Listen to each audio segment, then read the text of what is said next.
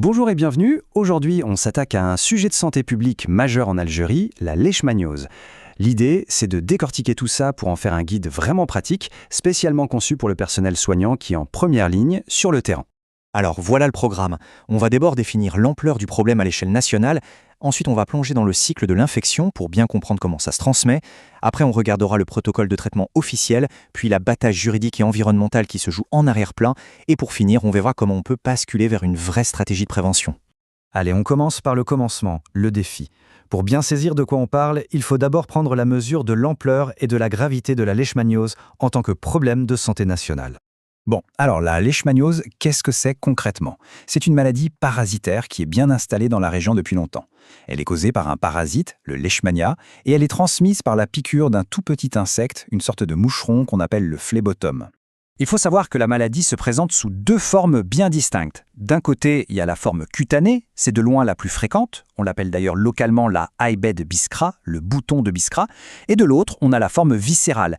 Et là, c'est beaucoup plus grave parce qu'elle s'attaque aux organes et elle peut être mortelle si elle n'est pas traitée à temps.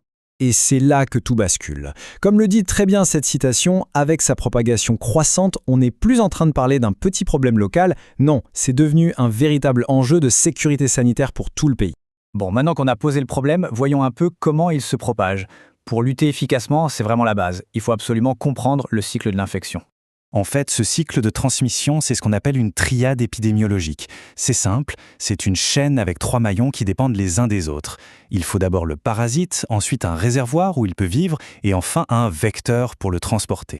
Et voilà qui sont ces fameux acteurs. Pour la leishmaniose cutanée, le réservoir principal, c'est le rat des sables.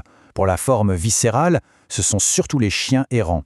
Et le vecteur, celui qui fait la navette, qui transporte le parasite de l'animal à l'humain, eh bien c'est toujours notre phlébotome. Et lui, il adore se développer dans les déchets et les zones humides.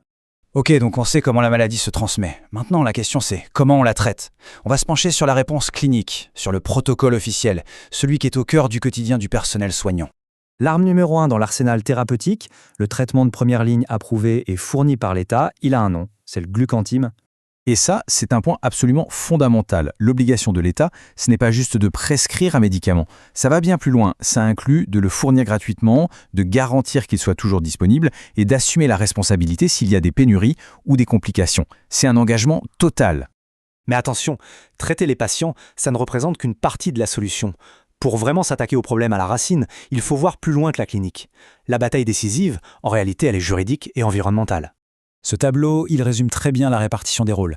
D'un côté, on a les municipalités qui sont en première ligne pour la prévention. C'est à elles de gérer l'hygiène publique.